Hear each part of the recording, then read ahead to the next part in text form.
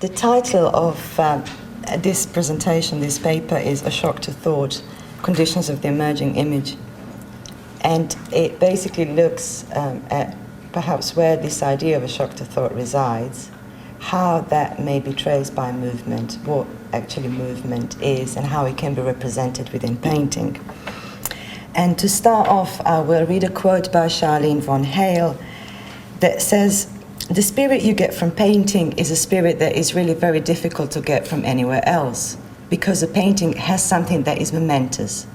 It is there in a second, but it is also unfolding into different timelines. When you watch a movie, video, or a performance, you have a chronological time frame of it. There are very few things that have both direct impact and this gradual unfolding in the same way as a painting. And I think it's a sexy thing, but it's also something that has to be created. I can make painting and bang, they are there, but then bang, they're gone. I like to make paintings that are in paradox, where your first impression in one you will never be able is one that you will never be able to recreate. Even when you see the painting the next time, you're never going to experience the same feeling again." I believe there is a necessity to dissect the type of image Charlene von Hale stresses or calls momentous, and I actually think it's quite critical when he actually refers to movement that is in relationship to making a painterly image.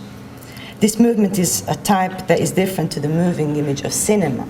However, I'll try to draw parallels between the two in order to not create sort of like a working module, but see if there is a type of closeness to be mapped here.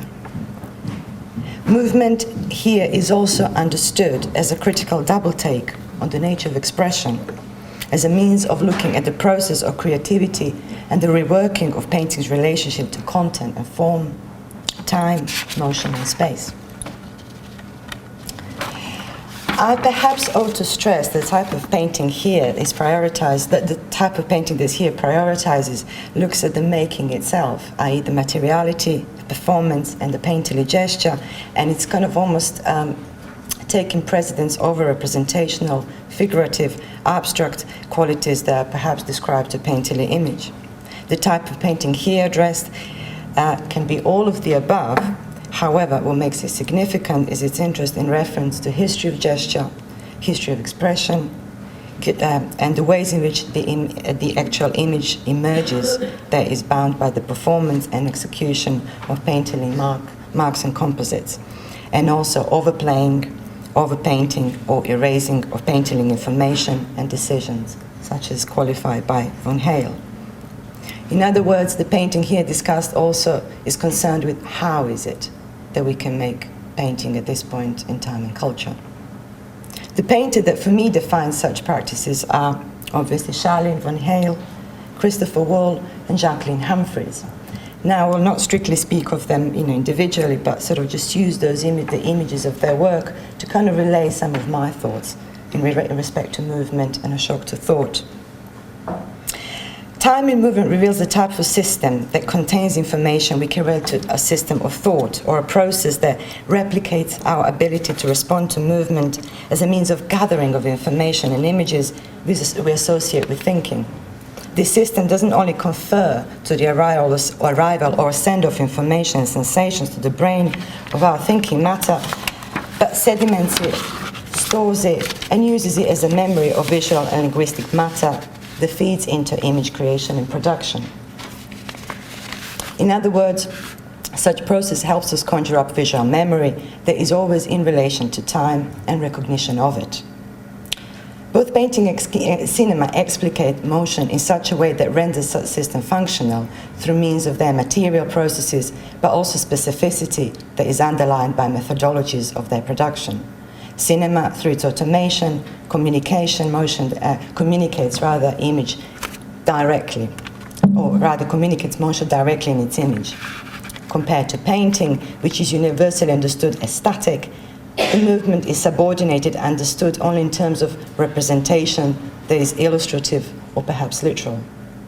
Though I believe there is a negotiation to be made between those examples that allow for movement to be recontextualized and thought through, almost allowing for new reading of painting as non-static to emerge.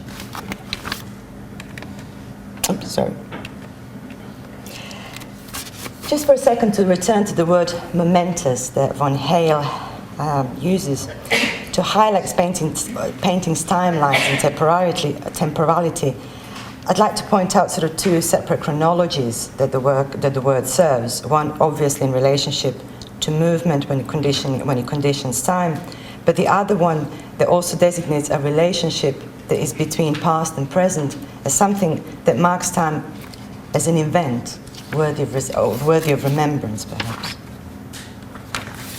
Momentous also suggests a certain visual limiting of the movement as something that is cut away from our visual ability to track time as our being in it, suggesting a certain stillness of painting's ability to only represent an illusion of time that is stolen away from the ever-moving carousel of our visual reality, something that both Stanley Cavell and Michael Fried refer to as wholeness in time, a presentness that's in relation to painting as a duration that persists in time and is counter to understanding of temporality within our object as infinitely unfolding, perhaps as Mick mentioned earlier, something that, for instance, minimalist art has as its prerogative.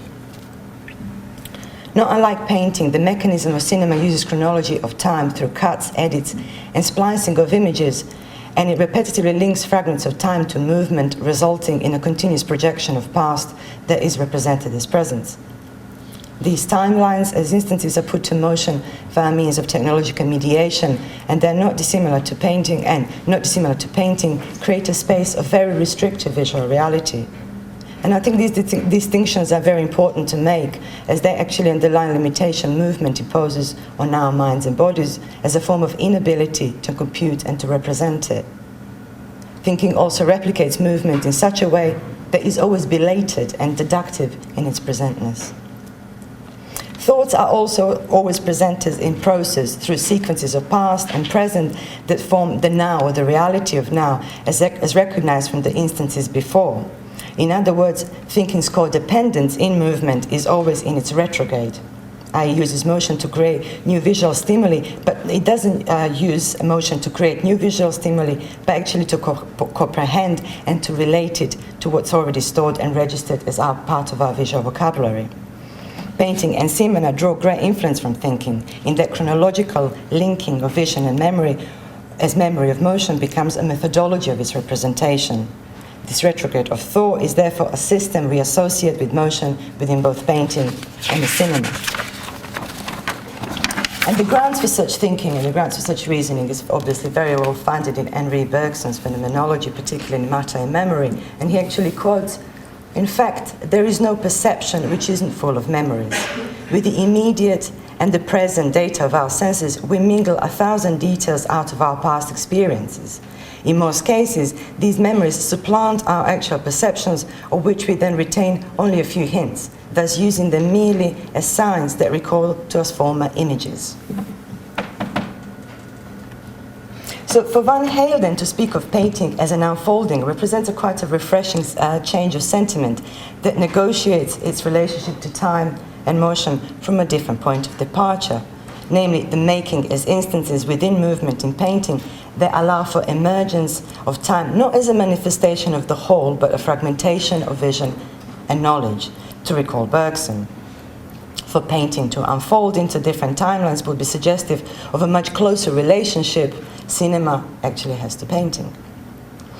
You may ask what happened to the notion of future within sort of this time movement succession that so far has only addressed present and past as the instances that formulate memory and knowledge through perception. And this is deliberately so, as future, for the purpose of this study, is actually seen and asserts itself only through a reflection that is based on memory, i.e. as images that are not yet in making, but already part of the system of thought. And this is, in my opinion, where the notion of shock to thought resides.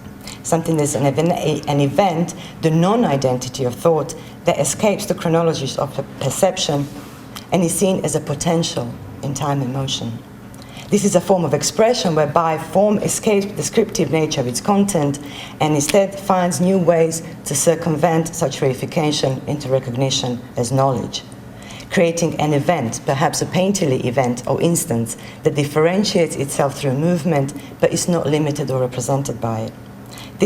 The expression is not caught into the system of subjectivity, but is let loose, transformed, unfolded into another system that creates a new event, and so on and on. Looking at the future as a structure within a formation of images, in her aptly titled book Chronophobia, Pamela Ellie makes a point at looking at futurity as a concept that is formed by continual regression and entropy of the system of time that is based on prediction. Such preconceived assessment of future is marked by a historical timeline that uses technology as a magic wand for visual preconditioning of time and building of expectations the future is associated with. Lee speaks of, and I quote, historical belatedness and regressivity as an eternal recurrence re-described as a problem of communication. To continue the quote, comprised by an endless temporal switching, one always returns to the past too late, just as one always projects into the future too early. And I think that's aptly, again, exemplified by Christopher Wood, that basically he runs this notion quite succinctly through overplay and erasure of painterly gestures that are tied in a process as means of both suspension, retraction, and retrieval of time.